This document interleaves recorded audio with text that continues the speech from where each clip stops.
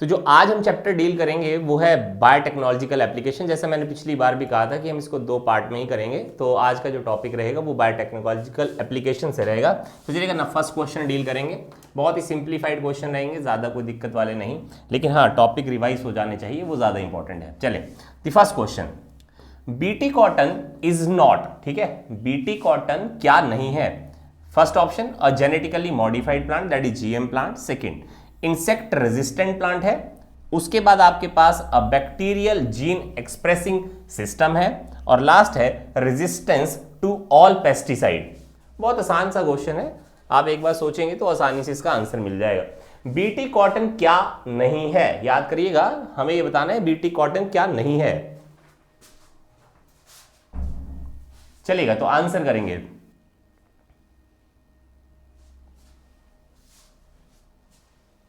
BT cotton क्या नहीं है बबीता जी?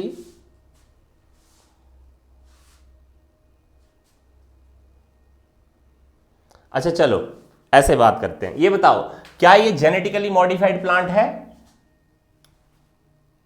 हाँ या ना?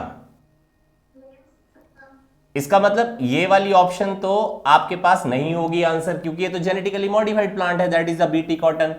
चलो एक चीज क्लियर हो गई, इंसेक्टिसाइड रेजिस्टेंट प्लांट है, क्या है या नहीं है?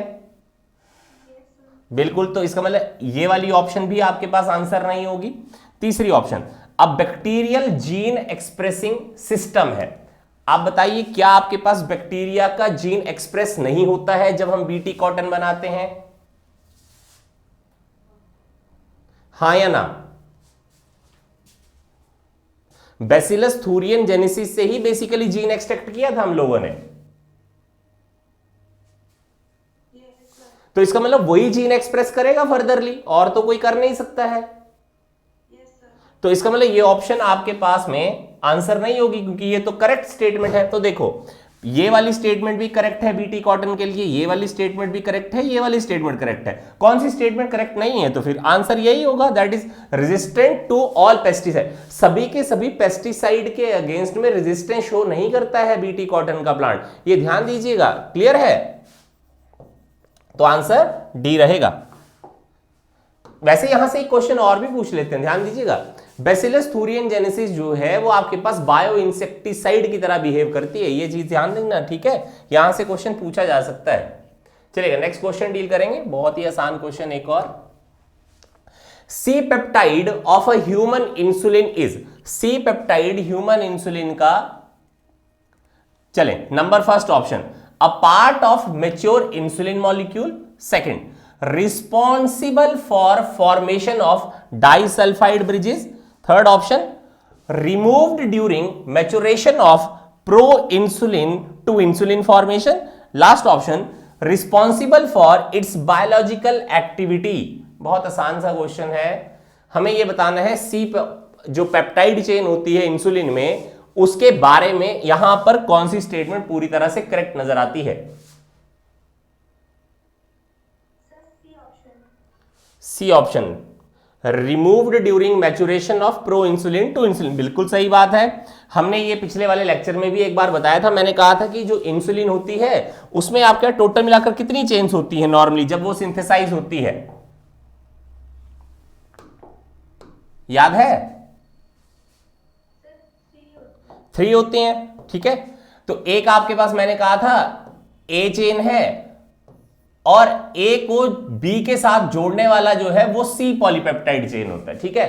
अब जैसे जैसे आपके पास प्रो इंसुलिन आपके पास जब मैन्युफैक्चर की बीटा सेल ने, तो आपके पास बेसिकली ये इंसुलिन थी इनएक्टिव फॉर्म में। जब ये कन्वर्ट हुई तो नेचर के द्वारा सी पॉलीपेप्टाइड चेन को आपके पास रिमूव कर दिया, और ए और बी पॉलीपेप्टाइड चेन के बीच में आपके पास डाई सल्फाइड लिंकेजेस आपके पास प्रोड्यूस होती हुई हमें नजर आती है। डाई सल्फाइड लिंकेज याद करके चलिएगा, ये भी एक इंपॉर्टेंट चीज है कि सल्फर के बिना आपके पास ए और बी पॉलीपेप्टाइड चेन आपके पास बॉन्ड नहीं कर पाएगी, तो इंसुलिन कभी आपके पास मेच्योर फॉर्म का नहीं बनेगा।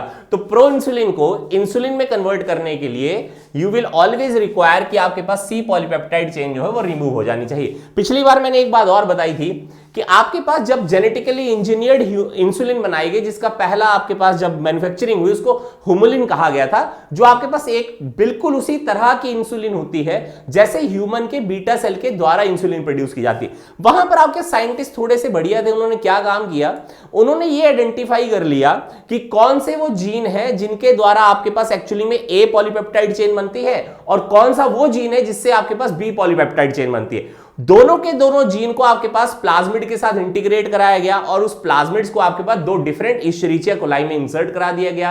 अब होगा क्या, जब वो जीन आपके पास एक्चुअली में replication, transcription and translation show करेंगे तो एक्चुअली आपके पास में दो पॉलीपेप्टाइड चेन वहां पर प्रोड्यूस हो जाएंगी। अब हमें करना सिर्फ क्या है, डाइसल्फाइड बॉन्ड बनाने के लिए सल्फर वाले सॉल्यूशन के अंदर ए और बी पॉलीपेप्टाइड चेन को डालना होता है, तो वापस से आपके पास डायरेक्टली इंसुलिन प्रोड्यूस हो जाते हैं जो टोटली आपके पास ह्यूमन इंसुलिन होती है। याद कर लीजिएगा, हुमुलिन जो है वो आपके पास 5 जुलाई 1983 को आपके पास एली लिली नाम की एक कंपनी थी जिन्होंने मैन्युफैक्चर कर बताया था।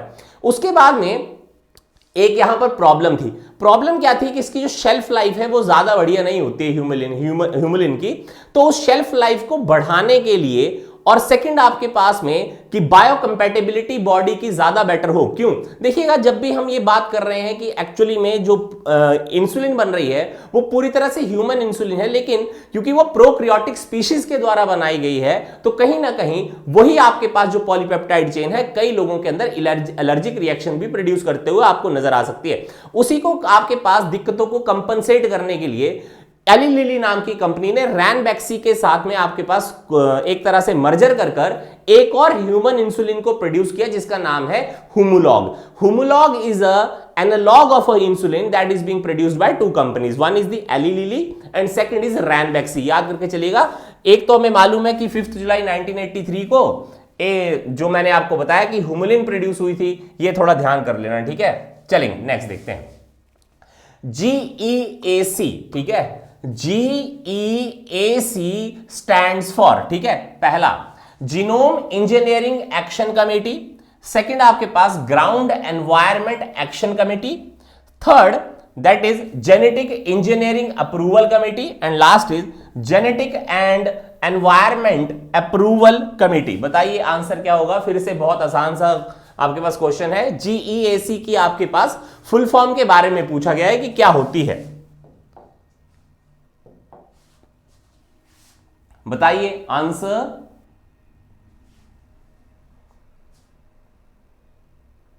GEAC की फुल फॉर्म क्या है Babita ji? Neha, option number C, okay बिल्कुल सही है, that is genetic engineering approval committee. देखिएगा, बायोपायरेसी और जो बायोपेटेंसी के कंसर्न्स है उनको ओवरकम करने के लिए आपके पास GEAC का गठन किया गया था। एक बात ध्यान दीजिएगा, genetic engineering approval committee is not a correct आपके पास फुल फॉर्म है, याद करना, ठीक है। इवन दो कि क्योंकि क्वेश्चन आपके पास एक्चुअली में एनसीईआरटी से फ्रेम किए जाते हैं तो हमें वही आंसर करने पड़ते हैं। अदरवाइज जो GEAC की फुल फॉर्म है अगर आप गूगल भी कर देखेंगे तो वहां पर लिखा जाता है जेनेटिक इंजीनियरिंग अप्रेजल कमेटी है, ठीक है। अप्रूवल कमेटी वर्ड नहीं है, वर्ड है अप्रेजल कमेटी। आप एक बार गूगल कर भी देख सकते हैं कि GEAC वहां पर डालकर देखिए कि इसकी फुल फॉर्म क्या होगी, तो आपको मिलेगा genetic engineering appraisal committee. But हमें तो आंसर एनसीईआरटी के अकॉर्डिंगली करना है, तो हमें आंसर यही करना पड़ेगा, जेनेटिक इंजीनियरिंग अप्रूवल कमेटी। याद करना, ठीक है। लेकिन क्योंकि गलत है तो हमें गलत ही आंसर करना पड़ेगा, क्योंकि वो नहीं मानेंगे। क्यों नहीं मानेंगे? क्योंकि वो तो कहेंगे हमने तो बेसिकली एनसीईआरटी से ही क्वेश्चन डाला है। चलें नेक्स्ट क्वेश्चन देख लेते हैं। अल्फा 1 एंटीट्रिप्सिन इज, ठीक है, अल्फा 1 एंटीट्रिप्सिन क्या है? चलिएगा, पहला आपके पास एक एंटासिड है, सेकंड आपके पास एक एंजाइम है, थर्ड आपके पास ये use to treat the arthritis है, अर्थराइटिस को ट्रीट करने के लिए यूज किया जाता है, या आपके पास एम्फाइसीमा को ट्रीट करने के लिए यूज किया जाता है। अल्फा 1 एंटीट्रिप्सिन, आसान सा क्वेश्चन है, कोई दिक्कत नहीं होनी चाहिए। Pallavi ji answer option number B, okay. और कोई अटेम्प्ट करेगा? भावना जी, उमेर उमा अटेम्प्ट करेंगे? Babita ji,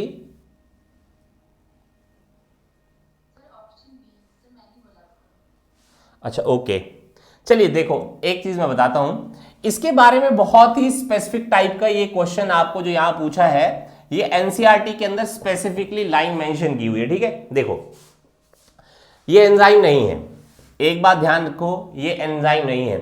this alpha 1 antitrypsin is a protein. क्या है जी? एक प्रोटीन है, एक बात ध्यान रखना, ठीक है। This is specifically a protein that is being utilised in order to treat the patient of the emphysema. ठीक है, इसका आंसर है ये आपके पास एम्फाइसीमा को ट्रीट करने के लिए यूटिलाइज किया जाता है। अब जरा ध्यान दीजिएगा, एम्फाइसीमा में हुआ क्या था। एम्फाइसीमा ज्यादातर उन पेशेंट्स के अंदर आपको मिलती है जो पेशेंट आपके पास क्रॉनिक स्मोकर होते हैं। कैसे? क्रॉनिक स्मोकर, जो बहुत ही लंबे समय से बीड़ी और सिगरेट पी रहे होते हैं, और वो भी नॉन फिल्टर्ड ज्यादातर। तो उन लोगों के अंदर आपके पास एम्फाइसीमा नाम की डिजीज देखने को मिलती है, जिसमें होता क्या है, जो एल्वियोलाई है वो लगातार बर्स्ट होते रहते हैं और surface area of the lung आपके वो रिड्यूस होती रहती है। क्यों? क्योंकि एल्वियोलाई के फटने का सबसे बड़ा रीजन बताया जाता है कि सरफेस टेंशन आपके पास लगातार रिड्यूस होती जाती है एल्वियोलाई की, और जिसकी वजह से एल्वियोलाई लगातार फटते रहते हैं, ब्रेक होते रहते हैं, जिसके कारण लंग का सरफेस एरिया इतना डिक्रीज हो जाता है कि आपके पास ऑक्सीजनेशन जो है वो नॉर्मली आपके पास हो नहीं पाती है, एक्सचेंज ऑफ गैसेज नॉर्मली नहीं हो पाता है, जिसकी वजह से ब्रेथलेसनेस की कंडीशन आ जाती है। अब नॉर्मली अगर हम देखें तो हमें मालूम है जो सर्फेक्टेंट आपके पास एल्वियोलाई से प्रोड्यूस होता है उसका नाम था फॉस्फेटिडाइल कोलिन या लेसिथिन या फॉस्फेटिडाइल कोलिन, जिसको कॉमनली आपके पास ज्यादातर प्रोड्यूस होते देखा जाता है। अब एक बात ध्यान दीजिए, जब मैंने ये कहा कि किसी व्यक्ति ने जरूरत से ज्यादा स्मोकिंग कर ली है तो आपके पास सरफेस टेंशन रिड्यूस होने का मेन कारण मिलता है। जो सरफेस टेंशन रिड्यूस हुई उसका कारण था मेनली जो सरफेस टेंशन को रिड्यूस करने वाले एजेंट होंगे। तो एजेंट जो आपके पास है, जो आपके पास कोल्टार है, ठीक है, बेंजोपायरीन नाम के सब्सटेंसेस आपके सिगरेट स्मोकिंग के दौरान आप बेसिकली इनहेल कर रहे होते हैं, तो वो बेसिकली आपके पास करता क्या है, जो फॉस्फेटिडाइल कोलिन है उसको बनाने वाले जो एल्वियोलाई के अंदर मौजूद सेल होते हैं उन लगातार उनको डिस्ट्रॉय करता है। अब डिस्ट्रक्शन होती रहेगी, डिस्ट्रक्शन होती रहेगी, तो आपके पास वो पर्टिकुलर इंग्रेडिएंट अवेलेबल नहीं होगा जो एक्चुअली रिक्वायर्ड था। इसलिए सरफेस टेंशन लगातार आपके पास रिड्यूस होती रहेगी, एल्वियोलाई लगातार फटते रहेंगे, सरफेस एरिया रिड्यूस होने की वजह से आपको ब्रेथलेसनेस का सामना करना पड़ता है एम्फाइसीमा में। एम्फाइसीमा जो है वो आपके पास, अगर आपने रेस्पिरेटरी डिसऑर्डर्स के बारे में पढ़ा हो तो वहां पर सीओपीडी के अंदर, that is chronic obstructive pulmonary disorder में 3 तरह के डिसऑर्डर पढ़ाए जाते हैं। एक है आपके पास अस्थमा, जिसके अंदर ब्रोंकियल मसल का स्पाज्म होता रहता है लगातार। सेकंड आपके पास आती है that is chronic bronchitis. Chronic bronchitis, इसके बारे में भी हमने पहले पढ़ा हुआ है कि ब्रोंकाई और ब्रोंक्यूल की इन्फ्लेमेशन बहुत लंबे समय से हो रही है, उसको क्रॉनिक ब्रोंकाइटिस बोलते हैं। और तीसरी डिजीज आती है इसी के अंदर, दैट इज एम्फाइसीमा, सीओपीडी। ठीक है, अब देखो ये एंटीट्रिप्सिन आपके पास काम क्या कर रहा है। देखो हमें ये मालूम है कि लंग का सरफेस एरिया रिड्यूस हो रही है, और सरफेस एरिया इसलिए रिड्यूस हो रहा है साथ ही साथ में क्योंकि प्रोटीन का इंग्रेडिएंट आपके पास लंग से लगातार रिमूव हो रहा है। अगर मान लीजिए हम उस प्रोटीन के इंग्रेडिएंट को रिमूव होने से बचा लें तो लंग के सरफेस एरिया को हम किसी ना किसी तरह से रिड्यूस होने से बचा लेंगे। ट्रिप्सिन जो होते हैं वो आपको पता ही होगा कि ट्रिप्सिन बेसिकली आपके पास एक ऐसा एंजाइम है जो लगातार प्रोटीन को डिग्रेड करता है। अगर मान लीजिए ट्रिप्सिन के अगेंस्ट में कोई चीज एक्टिवली पार्टिसिपेट करने वाली हो जाए तो प्रोटीन की डिग्रेडेशन को बचा सकती है। साइंटिस्ट ने आपके पास अल्फा 1 एंटीट्रिप्सिन आपके पास ऐसी चीज प्रोड्यूस कर ली जिससे एम्फाइसीमा या प्रोटीन डिग्रेडेशन को बचाया जा सकता है। याद कर लीजिएगा, इससे भी क्वेश्चन आपको पूछा जा सकता है। चलें नेक्स्ट क्वेश्चन देखेंगे, बड़ा आसान है ये भी। A probe which is a molecule used to locate homologous sequences in a mixture of DNA और आरएनए मॉलिक्यूल कुड बी। ठीक है, बड़ा आसान सा है। हमसे क्वेश्चन पूछा है a probe which is a molecule used to locate homologous sequences in a mixture of DNA और आरएनए मॉलिक्यूल कुड बी। पहली, अ सिंगल स्ट्रैंडेड आरएनए हो सकता है, अ सिंगल स्ट्रैंडेड डीएनए हो सकती है, आइदर आरएनए एंड डीएनए हो सकती है, and can be single stranded DNA but not single stranded RNA. देखिएगा यहां पर इस क्वेश्चन को टैकल करने से पहले मैं आपको बता दूं, यहां पर सबसे इंपॉर्टेंट जो वर्ड है वो पहला वर्ड रहेगा प्रोब के बारे में बात की गई है, तो आपके पास आंसर उसी हिसाब से आपको करना होगा, ये चीज ध्यान दीजिएगा। बताइए फिर आंसर क्या होना चाहिए। पहले तो एक चीज है कि प्रोब होता क्या है, उसके बाद की बात है। ठीक है, तो प्रोब अगर आपको मालूम है तो आपको बहुत आसानी से आंसर मिल जाएगा, अगर प्रोब नहीं मालूम है तो आंसर नहीं मिलेगा।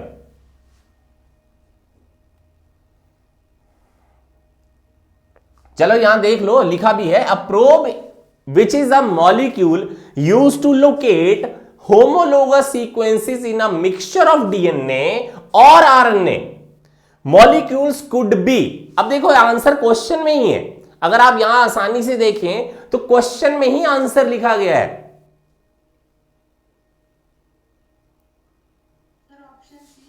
ऑप्शन नंबर सी बिल्कुल सही, option number C is totally correct. देखिए क्योंकि यहां पर लिखा गया है अ मिक्सचर ऑफ डीएनए और आरएनए मॉलिक्यूल।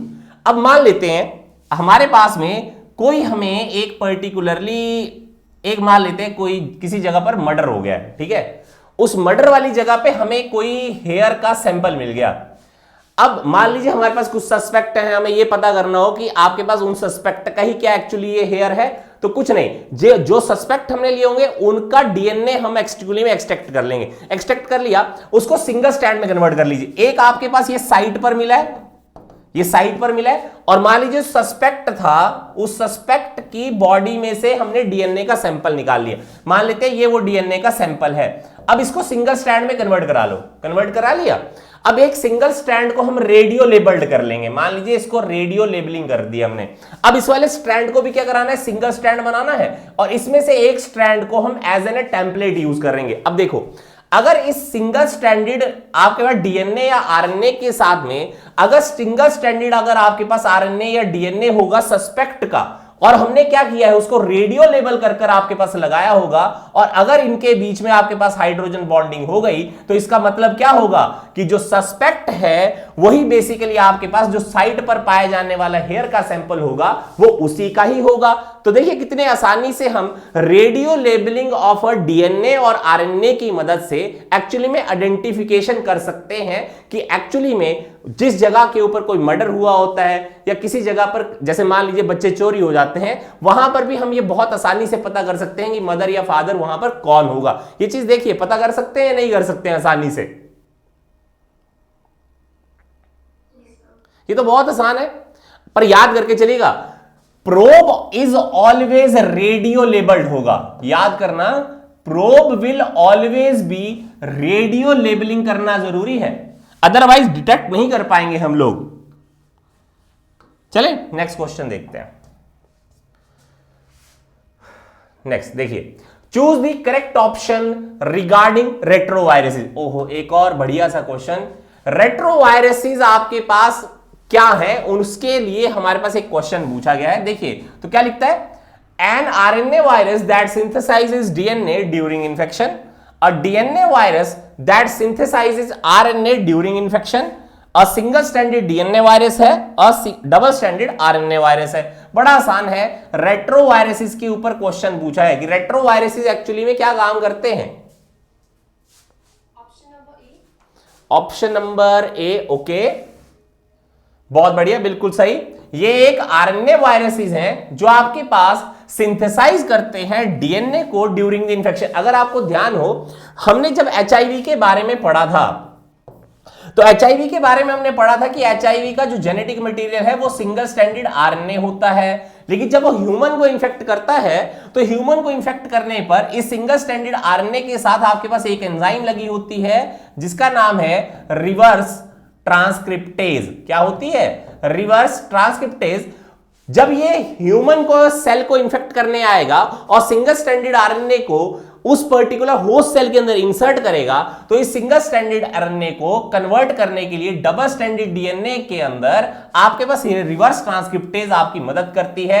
ये रेट्रोवायरसेस का ही फीचर होता है या रेट्रोविरिडी नाम की जो फैमिली है उसका ये स्पेसिफिक फीचर है कि सिंगल स्ट्रैंडेड आरएनए को डबल स्ट्रैंडेड डीएनए में आपके पास कन्वर्ट कर देना। और इसके बारे में आपके पास अगर आपको ध्यान हो तो दो साइंटिस्ट थे जिन्होंने इसके बारे में हमें बताया था, Temin and Baltimore, Temin and Baltimore. और इसके लिए आपके पास स्पेसिफिक एक प्रोसेस भी बोली जाती है, उसको आता है टेमिनिज्म।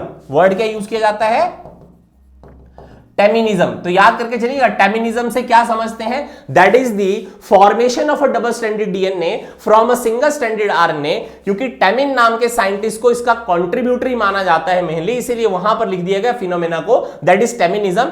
रिवर्स ट्रांसक्रिप्टेज के द्वारा सिंगल स्ट्रैंडेड आरएनए को डबल स्ट्रैंडेड डीएनए में कन्वर्ट करने की प्रोसेस आपके पास टेमिनिज्म कहलाती है। याद कर लीजिएगा, यहां से भी क्वेश्चन पूछा जा सकता है। चलिएगा नेक्स्ट देखते हैं। बहुत बढ़िया। The site of production of ADA in the body, बड़ा आसान है, पिछली बार भी हमने थोड़ा सा इसके बारे में पढ़ा था। आपको यह बताना है कि आपके पास जो प्रोडक्शन ऑफ एडीए है वो बॉडी में कहां पर होती है। पहली ऑप्शन है erythrocyte, second option lymphocyte, third blood plasma, fourth the osteocyte. बताइए कहां होगी? B option. ओके, बिल्कुल बढ़िया। The lymphocyte are the basic sites जहां पर आपके पास एडीए नाम का एंजाइम आपको प्रोड्यूस होता हुआ दिखता है। हमने पिछली बार एक डिजीज के बारे में पढ़ा था, दैट इज स्किड के बारे में, that is severe combined immuno deficiency syndrome. उसका मेन कारण होता है एडीए नाम का जो एंजाइम है वो आपके पास डेफिशिएंट हो जाता है, क्योंकि एडीए बनाने वाला जीन आपके पास अवेलेबल नहीं है। और अगर एडीए अवेलेबल नहीं होगा तो बी एंड टी लिम्फोसाइट की प्रोडक्शन नहीं हो पाती है, जिसकी वजह से आपके पास 3 से 4 साल के भीतर ही बच्चे की मौत हो जाती है, क्योंकि ना तो ह्यूमोरल इम्यूनिटी है ना तो सेल मीडिएटेड इम्यूनिटी होती है। चलिएगा नेक्स्ट क्वेश्चन देखते हैं। अब प्रोटॉक्सिन इज, प्रोटॉक्सिन क्या है? देखिएगा, पहला ऑप्शन अ प्रिमिटिव टॉक्सिन है, सेकंड डीनेचर्ड टॉक्सिन है, third toxin produced by a protozoan, and last है इनएक्टिव टॉक्सिन है। बड़ा आसान सा क्वेश्चन है, ह्यूमन हेल्थ एंड डिजीज में भी हमने इसके बारे में डिस्कशन किया है। What is a protoxin?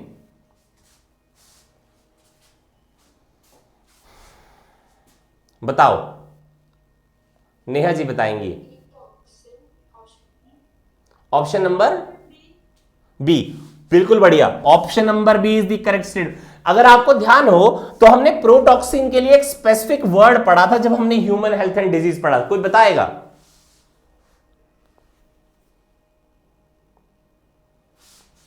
ये वर्ड पढ़ा है, दैट इज अ टॉक्सॉइड। पढ़ाया था मैंने ये वर्ड। टॉक्सॉइड क्या होते हैं? Detoxified toxins.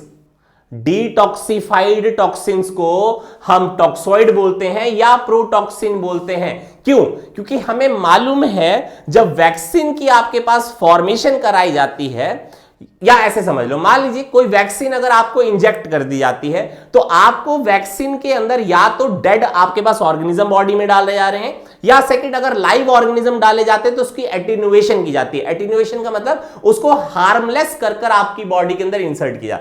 तीसरा तरीका यह होता है कि किसी ऑर्गेनिज्म के द्वारा प्रोड्यूस किए जाने वाले टॉक्सिन को अगर डिटॉक्सिफाई कर कर बॉडी के अंदर इंसर्ट कर दिया जाए तो उसको कहा जाता है टॉक्सॉइड या प्रोटॉक्सिन इंसर्शन कहा जाता है। याद करके चलिएगा, हमें यह मालूम होना चाहिए कि किसी भी पर्टिकुलर मॉलिक्यूल की टॉक्सिसिटी का मतलब यह है उसका एंटीजेनिक नेचर कितना होता है, और उसकी एंटीजेनिक नेचर पता करने के लिए उसके सरफेस के ऊपर आपके पास क्या चीज अवेलेबल है, कि प्रोटीन है, कि कार्बोहाइड्रेट है, कि फैट है, या न्यूक्लिक एसिड है। तो याद करके चलिएगा, सबसे ज्यादा जो एंटीजेनिक सब्सटेंसेस होते हैं वो प्रोटीन होते हैं, और जो सबसे लीस्ट होते हैं वो फैट होते हैं। तो आपका सीक्वेंस रहता है प्रोटीन, उसके बाद carbohydrate, third nucleic acid, and least तौर के ऊपर फैट देखे जाते हैं। इसलिए घी खाने से किसी को एलर्जी नहीं होती है, याद करके चलना, ठीक है। तो आंसर रहेगा डीनेचर्ड टॉक्सिन। चलिए नेक्स्ट देखते हैं। पैथोफिजियोलॉजी इज, ठीक है, पैथोफिजियोलॉजी से आप क्या समझते हैं? ह्यूमन हेल्थ एंड डिजीज का भी ये टॉपिक रहेगा और बायोटेक से भी ये पूछा जाता है। देखिए, तो study of the physiology of the pathogen, second study of the normal physiology of the host, third study of the Altered physiology of the host, या लास्ट नन ऑफ दीज। बड़ा आसान सा है, पैथोफिजियोलॉजी। पैथोफिजियोलॉजी बताइए क्या चीज होती है? Study of the physiology of the pathogen. अरे अगर मुझे फिजियोलॉजी पैथोजन की स्टडी करनी है तो उसके लिए तो एटियोलॉजी होती है, तो पैथोफिजियोलॉजी वर्ड ना यूज करते ना, एटियोलॉजी अगर आपके पास वर्ड यूज होता है तो वहां पर तो पैथोजन की फिजियोलॉजी के बारे में पढ़ा जाता है। ये ऑप्शन तो बिल्कुल गलत हुआ। वर्ड देखिए, पैथोफिजियोलॉजी है। पैथोजन के द्वारा किसी जब ऑर्गेनिज्म की बॉडी के इनसाइड में एंट्री ली जाती है तो उस बॉडी के अंदर जाकर वो किस तरह से चेंजेस प्रोड्यूस कर लेकर आता है, उसको पैथोफिजियोलॉजी कहते हैं। बताइए यहां पर स्पेसिफिक कोई टर्मिनोलॉजी अगर आपको दिखती हो। ऑप्शन नंबर सी बिल्कुल सही है। स्टडी ऑफ द अल्टर्ड, देखिए स्पेसिफिक वर्ड है यहां पर, याद कर दीजिएगा। अल्टर्ड का मतलब होता है चेंज लाना। जब आपके पास कोई भी पर्टिकुलर पैथोजन बॉडी के इनसाइड में या होस्ट सेल में एंटर कर जाता है, तब जाकर जो आपके पास फिजियोलॉजिकल चेंजेस महसूस किए जाएंगे, जो उस होस्ट ऑर्गेनिज्म में आएंगे, उसको हम स्टडी करते हैं in the branch that is pathophysiology में। Am I clear to everyone? चलें जी, नेक्स्ट क्वेश्चन देखते हैं। The trigger for activation of toxin of Bacillus thuringiensis is. बड़ा आसान सा क्वेश्चन है, हमें यह बताना है बैसिलस थूरियनजेनेसिस के द्वारा जो टॉक्सिन प्रोड्यूस होता है उसकी आपके पास एक्टिवेशन कब होती है। चलिए ना, पहली option acidic pH of the stomach, high temperature, alkaline pH of the gut, या mechanical action of the insect gut. बताइए, बड़ा आसान सा है।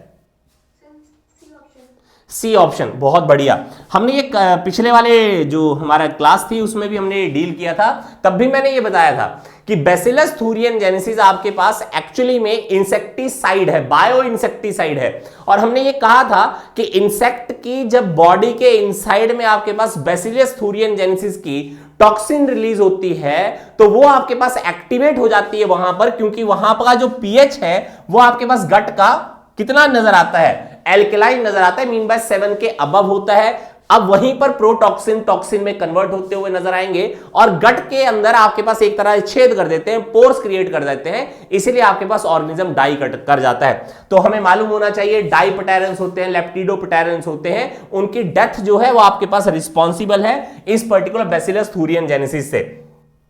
ठीक है, अच्छा एक क्वेश्चन और पूछ लेते हैं कभी कभार। जो आपके पास में जीन है एक्चुअली में जिसको एक्सट्रैक्ट किया जाता है बीटी टॉक्सिन को बनाने, बीटी कॉटन को बनाने के लिए, उस जीन का नाम बताइए। उसका जीन का नाम है CRY1AC एंड CRY2AB। याद कर लेना, देखिए ये भी कभी कभार आपसे क्वेश्चन पूछ सकते हैं, याद कर लेना। ठीक है, एक है आपके पास, ये एनसीईआरटी की कोटेड स्टेटमेंट में भी था पहले, CRY1AC एंड सेकेंड आपके पास CRY2AB। ठीक है, ये याद कर लेना। ठीक है, ये चीज कभी कभार पूछ लेते हैं। चलिए कोई बात नहीं, नेक्स्ट देखते हैं। Golden rice is, golden rice क्या है? A variety of a rice grown along the yellow river in China, long stored rice having yellow colour tint. Last third, a transgenic rice having gene for beta carotene. Last, wild variety of rice with yellow coloured grains. बड़ा आसान सा question है, बताएंगे answer क्या होना चाहिए। Golden rice के बारे में बात कर रहा है।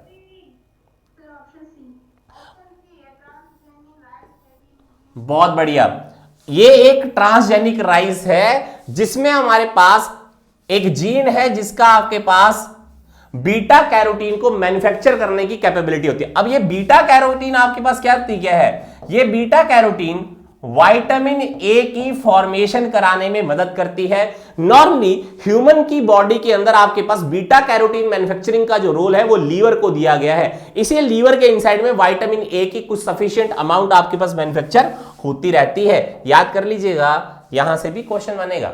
चलेगा, नेक्स्ट देखिए। RNA I, that is RNA interference. ठीक है, जीन्स आर साइलेंस्ड यूजिंग। ठीक है, बड़ा आसान सा है। RNA इंटरफेरेंस में आपके पास जो जीन साइलेंसिंग है वो किसके द्वारा होती है? बताइए, ऑप्शन आपके सामने है। पहली ऑप्शन है आपके पास single stranded DNA, second double stranded DNA, third double stranded RNA and last single stranded RNA. बड़ा आसान सा है। हाँ जी, कौन सा ऑप्शन? सी ऑप्शन, बहुत बढ़िया, double stranded RNA. Double stranded RNA is the correct answer, क्योंकि हमें मालूम है जो यूकैरियोटिक स्पीशीज होते हैं उनमें double stranded DNA as an defensive mechanism eukaryotic species के अंदर बिहेव करता है, जो आपके पास आरएनए दैट इज एमआरएनए के एक्सप्रेशन को रोकने की कैपेबिलिटी रखता है। यह याद रखिएगा, जो मिलेडोगाइनी इनकॉग्निशिया के इन्फेक्शन आपके पास टबैको रूट्स के अंदर देखे जाते हैं, वहां पर आरएनए इंटरफेरेंस के बारे में पढ़ाया जाता है। एक बार उस टॉपिक को पक्का से देख लीजिएगा, क्योंकि क्वेश्चन जरूर पूछ सकते हैं। चलिएगा नेक्स्ट देखिएगा। The first clinical gene therapy was done for the treatment of, gene therapy पहली बार आपके पास किस चीज को ट्रीट करने के लिए की गई? पहला आपके पास ऑप्शन है एड्स, सेकंड दी कैंसर, थर्ड दी सिस्टिक फाइब्रोसिस, या लास्ट ऑप्शन है skid that is severe combined immunodeficiency resulting in a deficiency of ADA. बड़ा आसान सा क्वेश्चन है, इसके बारे में कई बार आपके पास नीट में क्वेश्चन पूछा गया है। बताइए answer will be D option, बिल्कुल सही, that is a skid. Skid is a better answer here, क्योंकि औरों के लिए तो अभी तक जीन थेरेपीज परफॉर्म हो ही नहीं रही हैं। जो आपके सिस्टिक फाइब्रोसिस है उसके लिए किसी हद तक आपके पास कोई कोशिश की जा रही है, लेकिन सक्सेस अभी तक नहीं मिली है, याद कर लेना, ठीक है। स्किड में 4 साल की बच्ची थी जिसके ऊपर आपके पास ये ट्रीटमेंट प्लान किया गया था। शुरुआत में तो आपके पास बहुत ही टफ रहता है स्किड वाले बच्चों के अंदर, जिसके अंदर आपके ये डिजीज होती है। चलिए एक और क्वेश्चन इसी से related. ADA is an enzyme which is deficient in a genetic disorder that is a SCID. What is the full form of ADA? ADA की full form क्या है? पहली option adenosine deoxyaminase, second adenosine deaminase, aspartate deaminase, and last arginine deaminase. बड़ा आसान सा question है। Option कौन C correct होनी चाहिए? बी ऑप्शन, बिल्कुल सही, एडिनोसिन डीएमिनेज। पिछले वाले लेक्चर में भी मैंने इसके बारे में डिस्कशन किया था, तो होपफुली आपको क्लियर हो गया होगा अभी। चलिए एक और क्वेश्चन देख लेते हैं, बहुत बढ़िया। Silencing of a gene, word पे ध्यान देते चलना, क्वेश्चन बड़े स्पेसिफिक होते हैं तो स्पेसिफिकली ही आपको पढ़ने हैं। Silencing of a gene could be achieved through the use of, ठीक है। जीन को अगर हमें साइलेंस करना है, जीन के एक्सप्रेशन को अगर होने से रोकना है, तो उसके लिए आपके पास क्या चीज का यूज किया जा सकता है? पहला RNA interference only, second antisense RNA only, third both RNA interference and antisense RNA, and last option none of the above. बड़ा आसान सा क्वेश्चन है।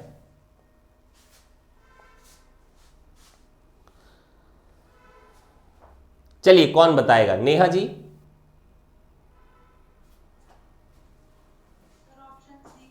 ऑप्शन नंबर सी, बहुत बढ़िया, बहुत ही बढ़िया आंसर। आरएनए इंटरफेरेंस, जहां पर हमने ये कहा था कि मैसेंजर आरएनए के द्वारा डबल स्टैंडर्ड आरएनए का एक्सप्रेशन रोक दिया गया। या दूसरी बात देखिए कि यहां वर्ड क्या लिखा हुआ है, एंटी सेंस। अब देखो, जो सेंस आपके पास चीज यहां पर यूज की जाती है, वो पर्टिकुलर आपके पास स्ट्रैंड्स हैं जहां पर कोडोन्स मिलते हैं। अब कोडोन के अगेंस्ट में अगर आपके पास में अगेंस्ट काम करने वाला अगर कोई अवेलेबल हो तो उसको एंटीसेंस ही कहेंगे। तो इसका मतलब एंटीसेंस आरएनए जो है वो एमआरएनए को एक्सप्रेशन को फिर से नहीं आने देगा, क्योंकि एमआरएनए में आपके पास में कोडोन होते हैं और आपके पास उन कोडोन का एक्सप्रेशन एंटीसेंस आरएनए आने नहीं देती है। इसीलिए आपके पास answer that is option number C here is correct. याद करना, क्योंकि यहां पर वर्ड आपके पास जीन लिखा गया था, इसीलिए स्पेसिफिक आंसर आप क्या, both RNA interference and antisense RNA रहेगा। चलिएगा नेक्स्ट देखते हैं। The transfer of genetic material from one bacterium to another, एक बैक्टीरिया से दूसरे बैक्टीरिया में जेनेटिक मटेरियल का ट्रांसफर हो रहा है through the mediation of viral vector. Viral vector का हम यूज कर रहे हैं, इसको आप क्या कहते हैं? पहली option the transduction, second option the conjugation, third आपके पास transformation, and last the translation. बड़ा आसान सा क्वेश्चन है,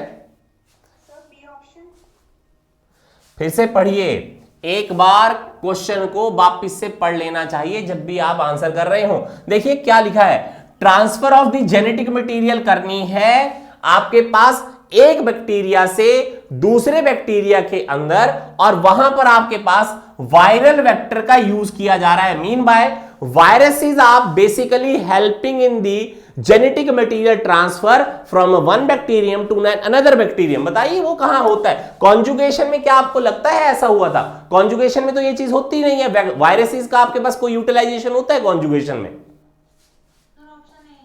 option number A is a better answer here, ठीक है। ट्रांसडक्शन, बैक्टीरियोफाजिस के बारे में बात की जा रही है, तो option number A is a better answer here, ठीक है। चलिए नेक्स्ट देखते हैं। Which of the given statement is correct in context of visualizing DNA molecule separated by agarose gel electrophoresis?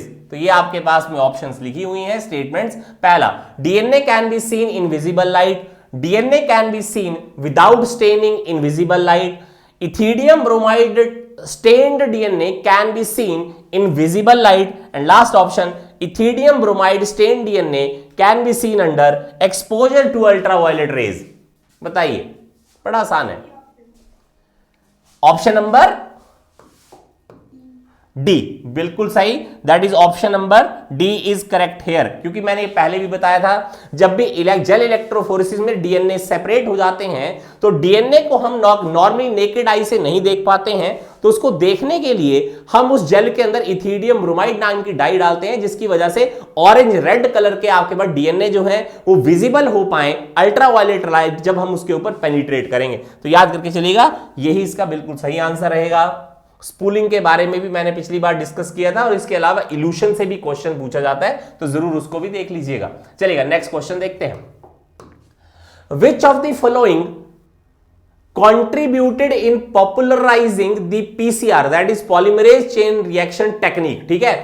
किसकी सबसे ज्यादा कंट्रीब्यूशन है पॉलीमरेज चेन रिएक्शन के पॉपुलराइज होने में? चलिएगा नेक्स्ट, पहली option easy availability of the DNA template, second availability of the synthetic primers, third availability of the cheap deoxy ribonucleotides, या लास्ट option availability of the thermostable DNA polymerase. बड़ा आसान question है।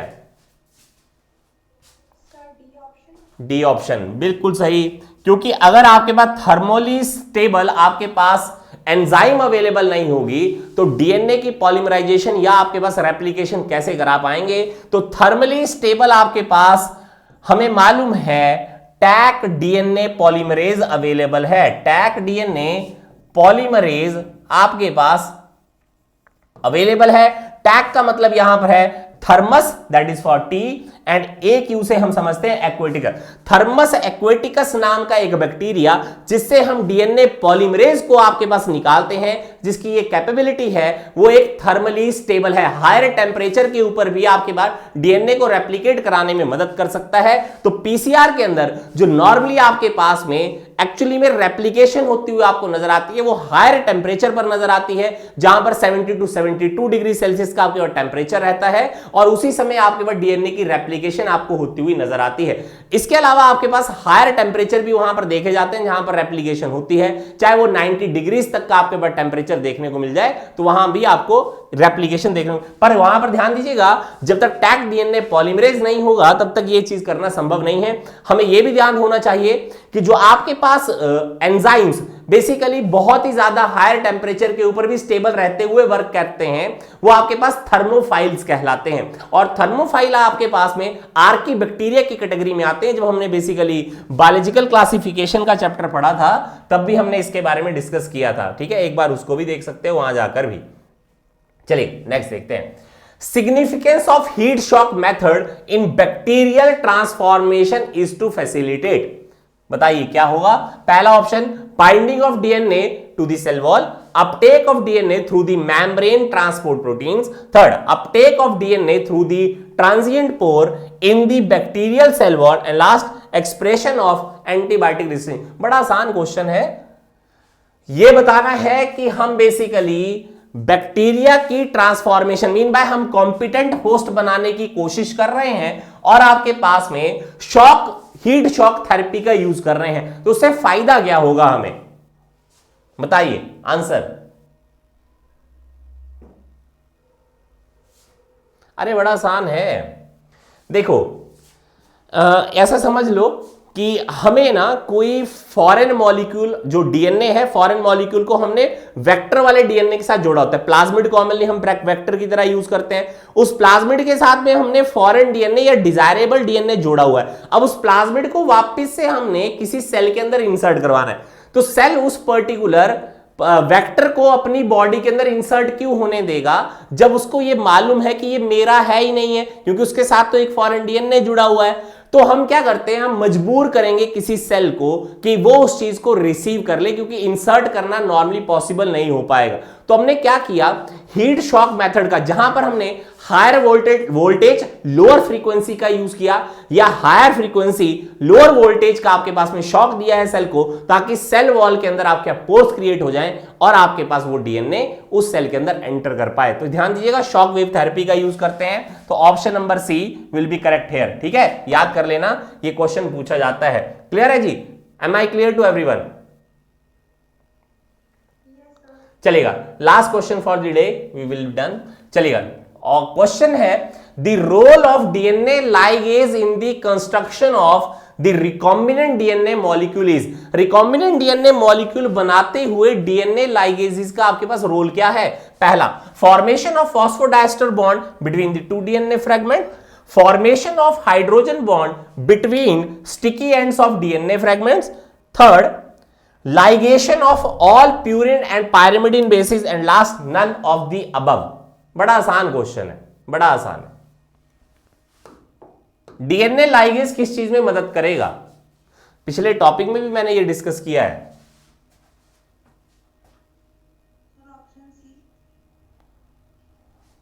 Ligation of all purine pyrimidine basis. अरे देखो, लाइगेसिस के बारे में क्वेश्चन पूछा है, तो एक चीज तो ये है कि लाइगेसिस का काम क्या होता है। पहले तो एक डीएनए को दूसरे डीएनए से जोड़ना। अब मान लेते हैं ये एक डीएनए का फ्रेगमेंट है और ये दूसरा डीएनए, और ये फॉरेन डीएनए है, तो इस फॉरेन डीएनए को इस डीएनए के साथ जोड़ना है, इस फॉरेन डीएनए को इस डीएनए से जोड़ना है। जुड़ेगा कैसे? जब आपके पास शुगर एंड फॉस्फेट के बीच में लिंकेज आएगी, दैट इज फॉस्फोडाइस्टर लिंकेज आएगी। तो option number A will be okay, बिल्कुल, formation of phosphodiester bond between the two DNA fragment, ये बिल्कुल सही स्टेटमेंट है। क्योंकि हमने जब रिस्ट्रिक्शन एंजाइम्स के बारे में पढ़ा है, तो हमें ये मालूम है कि रिस्ट्रिक्शन एंजाइम पैलिंड्रोमिक सीक्वेंसेस को जब आपके पास कट करते हैं, तो एक्चुअली में backbone of a DNA cut करते हैं, that is a sugar phosphate bond. याद कर लीजिएगा, इससे क्वेश्चन पूछा जाता है। तो आज के लिए इतना ही, कल हम एक नए चैप्टर के साथ आपके साथ मिलेंगे। तो आज के लिए इतना ही। Thank you very much, good night.